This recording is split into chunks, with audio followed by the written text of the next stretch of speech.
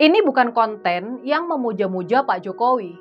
Ini bukan konten yang memuja-muja hasil pembangunan 10 tahun pemerintahan Pak Jokowi. Jadi pastinya kalian nggak perlu khawatir ini konten bayaran dari pemerintah. Kalian nggak perlu khawatir kalau kita ikut-ikutan tergiur jadi corong pembela Pak Jokowi dan keluarganya di akhir masa jabatannya. Memang dulu kita banyak mendukung Pak Jokowi. Kita dulunya supporter Pak Jokowi. Memang ketika bagus, ketika kinerjanya bagus dan tujuannya bagus, kita pasti dukung Pak Jokowi. Tapinya nih, kalau Pak Jokowi sudah melenceng, kalau Pak Jokowi malah merusak demokrasi dan masa depan Indonesia dengan memaksakan politik dinasti, ya pastinya kita harus melawannya. Kita nggak mau membeo sama Pak Jokowi. Kita tentunya bukan juga majalah Tempo atau tayangan bocor alus yang merupakan media massa. Mereka ini adalah pilar keempat demokrasi yang memang bertugas menjadi pengawas pemerintah. Mereka adalah lembaga pers. 2045 TV adalah kelompok konten kreator yang nilai-nilai dasarnya adalah cinta tanah air. Kami beropini dan kami ingin ikut menularkan dan juga ingin ikut mewujudkan mimpi Indonesia jadi negara maju. Kalau kalian sudah lama nih mengikuti kanal ini, sejak tahun 2020 ketika kanal ini baru berdiri, dengan dimotori oleh Bang Denny Sregar dan Mas Eko Kuntadi, kemudian bergabung juga Cak Alifur Rahman dari SeaWorld dan Cak Dumdum Yusuf Muhammad, terus ada juga nih Mas Jopre dan Mas Iis Turyanto dan yang lain-lainnya, kalian pasti paham nilai-nilai yang dianut oleh kanal YouTube yang sudah berkembang sampai punya 1,4 juta subscriber ini. Jadi buat kita, buat kami bukan pendukung dan supporter tokoh politik tertentu. Kami disatukan oleh kekhawatiran bersama bahwa Indonesia makin marak radikalismenya. Dan kami juga disatukan oleh nilai-nilai cinta tanah air. Lalu kami disatukan mimpi bahwa Indonesia bisa mewujud menjadi negara yang adil dan makmur. Jadi negara yang sejahtera. Jadi negara yang gak ada lagi kemiskinan. Jadi negara yang maju. Makanya di akhir pemerintahan Pak Jokowi sekarang ini kita nggak mau ikut-ikutan latah untuk ikut rombongan para pemuja Pak Jokowi. Yang konon mereka sudah dimobilisasi dan mendapat bayaran besar buat mengglorifikasi keberhasilan pemerintahan Pak Jokowi. Kita ini fair-fair saja lah. Sejujurnya walaupun memang banyak pencapaian pembangunan di era pemerintahan Pak Jokowi, tapi rasanya semua itu terhapus sama kekecewaan besar kita terhadap sepak terjang Pak Jokowi di akhir masa pemerintahannya. Jangan sepelekan masalah demokrasi dan kepastian hukum yang sudah dirusak sama Pak Jokowi lewat politik dinastinya. Jangan remehkan itu, sebab masalah demokrasi dan kepastian hukum ini pada akhirnya mempengaruhi ekonomi negara kita.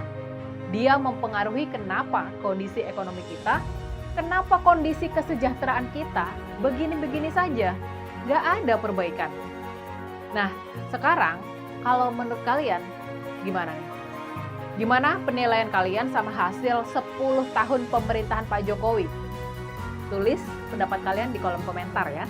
Catatan terpenting dari kinerja 10 tahun pemerintahan Pak Jokowi, catatan yang terpenting tentunya terkait kehidupan kita sebagai rakyat.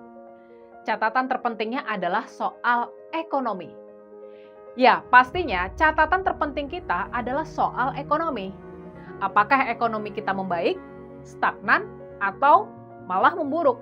Nyatanya, data-data ekonomi menunjukkan kabar yang kurang menggembirakan dan prestasi yang kurang cemerlang. Faktanya, selama 10 tahun pemerintahan Pak Jokowi, pertumbuhan ekonomi kita nggak pernah bisa melampaui angka 6%. Padahal nih targetnya kalau Indonesia mau melompat menjadi negara maju, pertumbuhan ekonomi kita harus minimal 7 sampai dengan 8% setiap tahunnya. Pak Jokowi sendiri sudah menargetkan pertumbuhan ekonomi 8% di awal-awal dia menjabat. Tapi pada kenyataannya, secara rata-rata pertumbuhan ekonomi di era Pak Jokowi bahkan kalah dibandingkan dengan pertumbuhan di era Presiden SBY. Makanya Indonesia terus tersendat. Sulit sekali merangkak jadi negara maju. Sulit sekali supaya kesejahteraan rakyat bisa meningkat. Apalagi nih, nah ini ada yang lebih parahnya lagi. Apalagi tingkat ketimpangan ekonomi di antara kelompok kaya dan miskin juga stagnan. Di periode pertama pemerintahan Pak Jokowi di antara tahun 2014 sampai dengan tahun 2019, sebetulnya kondisi ketimpangan sudah membaik, sudah menurun. Program-program seperti Kartu Indonesia Pintar, BPJS Kesehatan, Perhutanan Sosial, Dana Desa hingga bantuan sosial, semua itu sudah berhasil menurunkan tingkat ketimpangan ekonomi. Tapi sayangnya, di periode kedua pemerintahannya antara tahun 2019 sampai dengan tahun 2024, komitmen Pak Jokowi tampak berubah. Dalam 5 tahun terakhir, yang terjadi justru tingkat ketimpangan yang kembali melebar. Si kaya semakin kaya dan si miskin semakin miskin. Hilirisasi dan pembangunan smelter-smelter nggak berdampak dalam meningkatkan ekonomi kelompok miskin dan menengah. Dan yang terjadi justru ketimpangan ekonomi kembali melebar. Jadi ini sebetulnya ironis sekali. Ini sebetulnya sebuah ironi. Kita tahu, kita sudah menyaksikan pembangunan infrastruktur di era pemerintahan Pak Jokowi begitu masif. Pak Jokowi sukses membangun jalan tol terpanjang dalam sejarah Republik ini. Nggak cuma itu, Pak Jokowi juga sukses membangun bandara, pelabuhan, hingga bendungan dan jalur irigasi. Tapi, nah ini pertanyaan yang mengherankannya. Mengapa semua pembangunan yang masif itu nggak bisa membuat pertumbuhan ekonomi kita melonjak melampaui angka 6%? Dan mengapa semua pembangunan itu nggak bisa menurunkan ketimpangan ekonomi di masyarakat? Kalau menurut kalian nih, kenapa bisa begitu? Bingung? Tulis analisa kalian di kolom komentar ya. Jadi kalau kita semua mau fair nih, memang banyak catatan terhadap gembar-gembor keberhasilan pembangunan di era Pak Jokowi ini. Banyak program bisa dibilang sukses dilaksanakan dan diselesaikan. Tapi pada akhirnya yang terpenting tentu saja adalah apa yang dirasakan sama rakyat. Apakah rakyat ini benar? Iya, halo teman-teman, selamat datang lagi di channel ini. Salam inspirasi, salam NKRI, harga mari. Ya, luar biasa tadi ya penyampaian dari Saudari Rini Budoyo terkait Presiden Jokowi. Ya, bagaimana beliau setelah menyelesaikan masa jabatannya dan bagaimana kita melihat penyampaian-penyampaian Pak Jokowi sebelum lengser bahwa pulang ke Solo dan purna tugas, ya ngomong cucu, menikmati hari-hari yang mungkin ya akan dijalani dan seterusnya dan kemudian sempat menyampaikan ya bakal naik pesawat ya biasa-biasa saja gitu ya, pesawat komersial tadi disebut, lalu kemudian pada akhirnya kita melihat sampai di kawal jet tempur tuh kalau nggak salah ya. Jadi kalau kita melihat memang bagaimana juga di Solo para projo ya menyambut riang Pak Jokowi di Solo. Ya tentu ya it's okay, hal-hal yang wajar dan seterusnya, tetapi memang banyak orang yang mengatakan yaitu ya pengunjung bayaran sudah disetting sejak awal dan lain-lain. Nah, apa namanya Pak Jokowi ini ya meskipun sudah menyelesaikan masa jabatan sebagai presiden tapi tetap menjadi sorotan publik. Nah, saya nggak tahu aspek dari sudut pandang apa yang membuat Pak Jokowi ini selalu tersorot kamera, perilaku dan tindakan apa yang membuat beliau ini terus-menerus menjadi bahan topik pembahasan dan perdebatan. Apalagi pada saat menyelesaikan masa jabatan, ya, dengan berbagai dinamika politik dan kontroversi. Lalu kemudian ketika sudah selesai menjabat, yang katanya pulang ke Solo menikmati ini itu dan lain-lain, ternyata pada pilkada masih endorse cawe-cawe sana sini, ya kunjungan sana kemari, ya, seperti masih presiden saja ya. Jadi banyak menyebutkan juga Pak Jokowi ini ketagihan kamera dan lain-lain ya. Di tengah dan dansa politik yang telah panas sejak Pilpres sampai sekarang, ya masih saja banyak berbagai kasus-kasus yang melibatkan dan terseret nama-nama Pak Jokowi ya. Nah, dan sebetulnya banyak juga teman-teman masyarakat Indonesia yang berkomentar ya Pak Prabowo waspada terhadap Jokowi ya, karena beliau itu pengkhianat dan seterusnya, bisa nanti menusuk Presiden Prabowo dari belakang, dan macam-macam ya penyampaian-penyampaian, komentar-komentar dari teman-teman yang terus saya baca di video-video yang saya upload di channel ini. Nah, seperti halnya saya akan coba melihat di video ini, saya akan coba mengulas kepada pemirsa semua. Nah, misalnya dari Rusmanardi ya, waspada Pak Prabowo, tidak usah lagi ada pertemuan pakai menu makanan segala dengan Jokowi. Beliau itu licik, makanannya nanti dikasih racun. Kejahatan bukan hanya ada niat dari pelakunya, tapi adanya kesempatan. Nah, lalu ya, yang namanya suatu jabatan itu dipilih rakyat dan diberkati Tuhan, itu baru sah. Tapi sesuatu yang didapatkan dengan cara kotor, ujung-ujungnya akan dipermalukan Tuhan, dan orang seperti itu nggak bakalan sadar sampai mati pun, nggak punya malu, alias otak puki pikirannya sudah dipengaruhi iblis. Ya, macam-macam.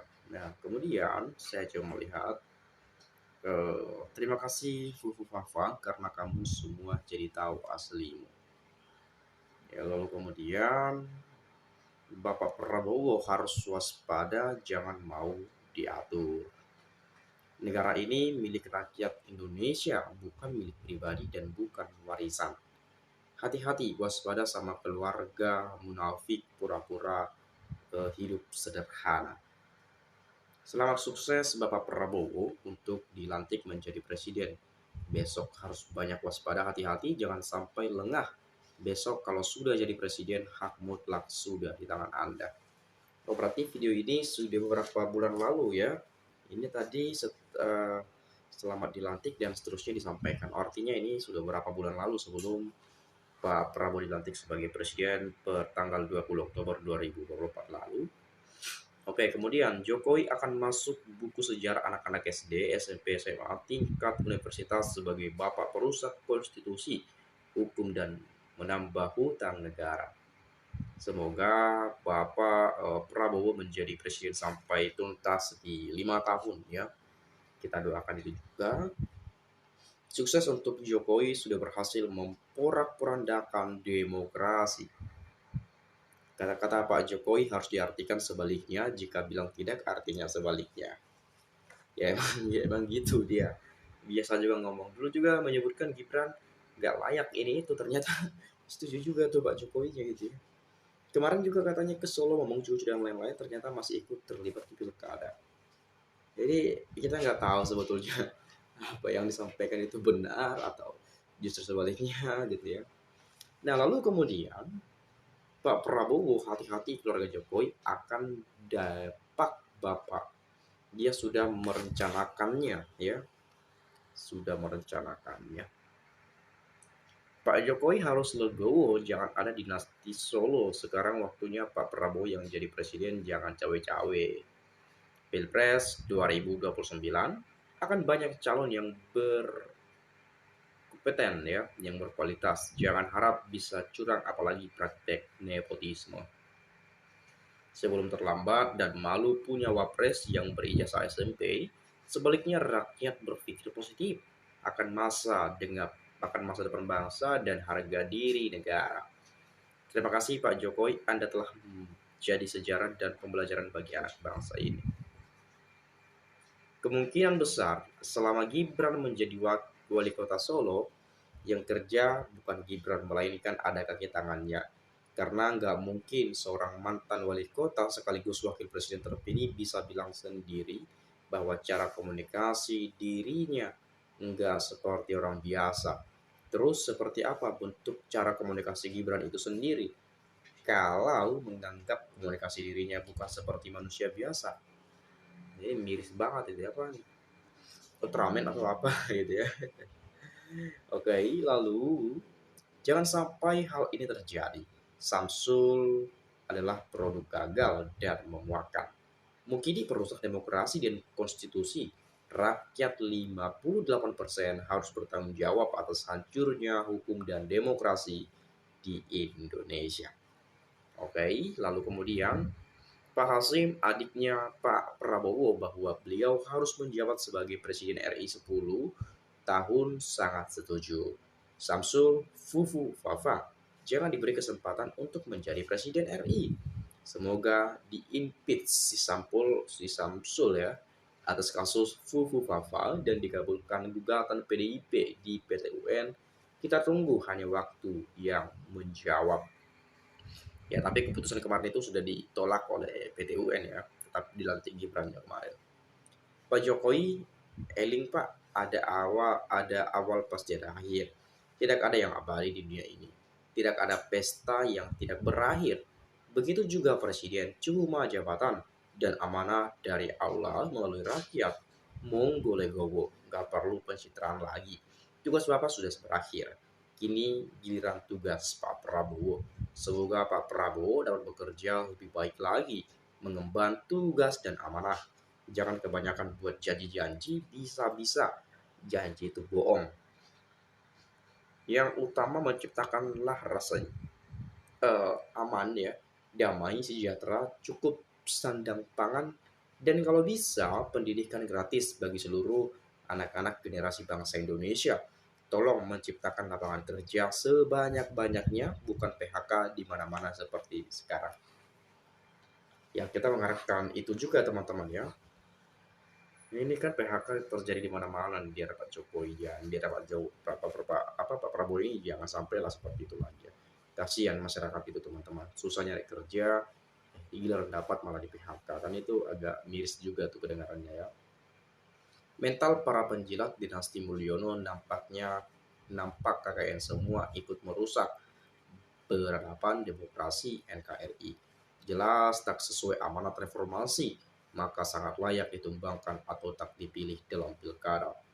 Jadi banyak ya penyampaian-penyampaian teman-teman ini sebetulnya, tapi mungkin sekian saja yang dapat saya ulas pada kesempatan video kita kali ini. Terima kasih buat pemirsa, buat Anda, Bapak Ibu, teman-teman sekalian sudah menonton video ini. Jangan lupa like, komen, dan juga subscribe channel ini sebagai bentuk dukungan Anda kepada saya untuk selalu memberikan pencerahan ya, mengulas beberapa penyampaian-penyampaian dari para pegiat media sosial dan melihat bagaimana penilaian, bagaimana sudut pandang pikiran-pikiran masyarakat terhadap situasi yang terjadi di negeri ini. Itu saja, sekali lagi saya ucapkan salam inspirasi, salam NKRI, harga mati.